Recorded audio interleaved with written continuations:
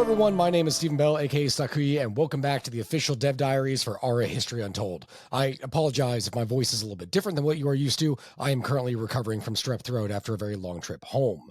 And so make sure to go ahead and subscribe and hit the notification bell as we release new episodes every week here on the channel. And today we're going to be looking at the unique crafting system in Aura. In order to guide us through this journey, I am thrilled to announce our guest for the day, Michael Califf, lead designer at Oxide Games. Welcome to the show, Michael. Thanks, Stephen. Glad to be back. Now, the last time we had you on, we learned a little bit about your background and your role there at Aura, so I guess let's go ahead and mix things up here a little bit. What have you and your team been doing since we last actually spoke? Are there any updates that you can share with us? Updates on what we've been doing. Well, we've got all of these various videos that people can go and explore on the YouTube channel and such. And outside of that, it's just been mostly heads down, working away, trying to get things done. So one day we can bring the game to everyone, but not a whole lot outside of that to share. Makes sense, especially before the holidays with all the work coming up. Buttoning things up for the holidays and getting everyone to a point where they can take a nice break is going to be important for us. Okay, so Aura's crafting system is something that is definitely new to 4X games. That is not something that I usually have seen in a lot of different stuff. What exactly inspired the team to add this as a core mechanic to the game? In previous kind of 4X games, a lot of the time war will be a pretty heavy focus on the game, and that explores a very specific part of history in terms of weapons and combat and things that people are accustomed to in the 4X genre. By adding this resource management idea, this idea of crafting, it kind of allows us to explore different avenues of things that were important throughout history in terms of taking care of and maintaining your people rather than just getting into fights with everyone. And so that was really some of the inspiration. It's an opportunity to bring very significant but less spoken about elements of history more to the forefront. Can you give us a rundown of exactly how players are going to use the crafting system in a typical game? Like, what are players going to focus on in like Act 1, 2, 3 as technology and time periods advance? There's a number of different things you can do with the system. And the system itself isn't like the core of everything, right? It's almost the glue that holds these elements together. And it's a lot more about this notion of, well, one of the things you will be crafting is weapons, and you can hand those out to people, yes, and use them to go fight and go to war. But there are other things you can do with the various items in the game. A lot of them are about feeding them into your various improvements and your buildings within your nation in order to modify them and adjust their effects on people. If you want to make a little bit of extra money, maybe you go and you sell some food items at an arena that you have set up, and that'll modify the arena, so maybe it makes people happy, but also it pulls in some income for your nation across time. Maybe you're going to be providing the populace with books, making them more educated so that they can modify how you're getting research throughout the game, provide those to just your city populace at large. Lots of different little things you can do through like providing effectively goods and services to your people through this system, in addition to having equipment that allows you to raise soldiers and go to war. There's a difference between equipment that is being produced specifically for military units and just goods that players can create. So what are the differences in the categories there? I mean, you said that it can give some effects to buildings, but how is that going to impact a player's strategy? Obviously, if you're going to war a lot, you're going to want a lot of equipment, because equipment is generally speaking what you use in order to raise soldiers. If you have swords and spears lying around, you can give them to people and tell them, hey, go get into a fight. And this goes all the way through to later stages of the game in terms of like saddles that you can provide to raise knights and things of that nature, right? For other uses, though, in terms of the goods, those are often used more, as I said, to provide a service to your populace in terms of modifying their stats, making them better at certain things, potentially worse at others. Some goods are helpful in certain ways and provide penalties in other ways. So finding a nice balance among those to keep your citizen stats in the right place. Maybe you want a happy populace so they're very productive and producing a lot of equipment and goods that you can use in a variety of different places. Maybe you want a very well-educated populace in order to enhance your research speed. Maybe you want to specialize your cities, one well-educated, one wealthy, in order to generate a lot of money,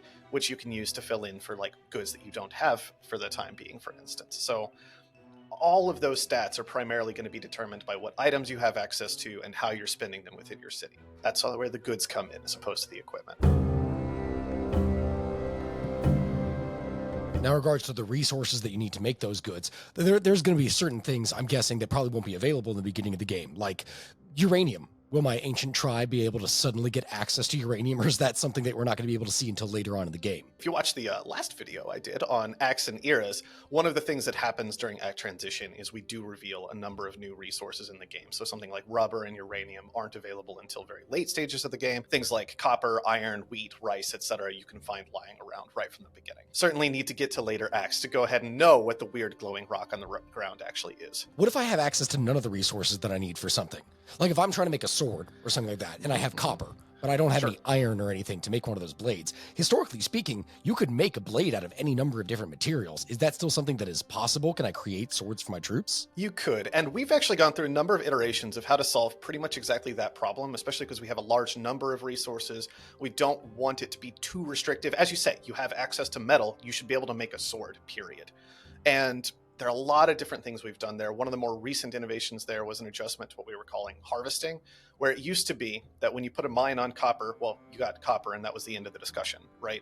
Now, a lot of the time, instead, if you put a mine on copper or if you put a farm on like a patch of cows that you have access to, things of that nature, rather than just directly getting that item, your building will actually convert that item into a separate resource. So rather than gathering copper, you gather metal ingots. And then you'll gather the same thing if you have a plot of iron available, right? And they may gather at different rates. Certain deposits may give you access to different like refined materials. But it allows you to make some decision making at the node where, like with the cow, do you want your cows focused on food or do you want your cows focused on leather? Go ahead and pick which one, right? Similar thing, we have access to like sculpting materials and our metal deposits, which are a little bit different from our metal ingots. All that to say, if you build a mine on copper and you choose metal ingots, you can use those metal ingots for a sword. So rather than converting copper into a metal sword and having like a complicated recipe for that, instead we say, hey, your sword needs metal ingots, and now you can just pull metal ingots out of like all of these different metal deposits that you can find throughout the game. Some of them are better at it than others. Was there any difficulties with balancing regarding that for like how goods are being used? Or was there a point where the AI could like just spam out thousands of goods of a specific thing after unlocking certain technologies? So that's been an ongoing issue for us. Rather than the AI being able to craft thousands of goods, one of the actual key things we had to solve, and if you go back and watch Will's video in particular, he'll talk about some of what he's done here, was getting the AI to understand how to craft anything at all properly. Having like a very complicated tree required a lot of planning for the AI to be able to do, in terms of being able to say, oh, I need this item in order to create this item, in order to create this item. A while back, we actually cut back a lot of the tree so that the AI could support it. And then we've been developing the AI ever since in order to be able to even understand how to craft anything at all. So rather than having thousands of goods, we actually have had balance difficulties where the AI has had nothing, which makes it very easy to overwhelm the AI and just destroy them, because it's like, well, if you can't figure out how to make equipment to summon a knight, then how are you gonna defend yourself? So that's been more of the difficulty there. And then other than that, balance is kind of an ongoing thing for us right now. A lot of the systems are firming up and getting into the place we want them, and that's giving us an opportunity now to just go and play with numbers and see what feels really good. Well, one of the things I noticed when I was playing earlier before is that I discovered caches that were containing goods of equipment throughout like Act 1. Are those caches still something that are available in later acts? Like, hear me out on this. Can I discover an Atlantean computer that, as it turns out, was a long-lost relic that works? So we've had some discussions about that particular kind of thing in terms of caches in the water and how does that work, and how do we plant things into the ocean for the player to go explore later. But in addition to that, one of the things that plays into the act structure is some nations falling away to history and basically being lost to time, right, and forgotten. And that seeds their territory with caches that other nations can then go and explore and find. And you'll find some relic from them, potentially gain access to a little bit of a technological advancement, or find some things from scattered about from their nation that effectively serve as a version of caches in Act 2 and 3 as we move forward through the game. Among all the things that we've discussed, what is one good or crafting equipment, something that is in the game that you are excited for players to be able to see? Like, what's your preferred thing that you think is just awesome? In terms of awesome, that may be a little bit of a different question, because I'm just excited for players to see the Forge. Because if they see the Forge, they've been playing for half an hour, they're still playing, that's great, I love that. In terms of something that's more interesting, I don't know. It's a difficult question, because I think the management of the goods itself is a more interesting side of it, in terms of, oh, how do I piece this whole chain together, right? It's not like I'm out playing Factorio and saying, I'm very excited about the fact that I have iron coming in, right? But it's more that satisfaction of, oh, I figured out how to set up my production line in just the right way so that I've got things moving smoothly. That's more the experience that I'm excited to be able to provide people. We've been making a lot of modifications to make that simpler, easier to understand. Things like, rather than producing one item every several turns, scale it so that it's like several items in one turn, and then I can understand how they're flowing a little bit better. It's a lot of the balance work we've been doing. Other than that, I don't know. I'm pretty excited for people to also get later into the game and see like our factories and airports and things like that. I think we've done a lot of work in that regard. That's been pretty good, and it'll be interesting to see how people react to it in the game.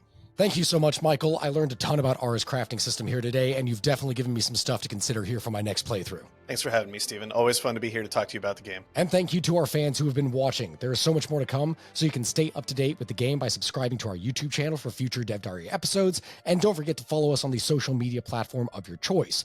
Make sure to also join the Insider program, and do not forget to wishlist Ara History Untold on Steam. Lastly, we are giving away PC Game Pass codes on our Facebook page every Tuesday, and another code that is going out on Twitter every Wednesday, so make sure to follow along and answer each week's prompt for your chance to win. Thank you again, and we will see you next time.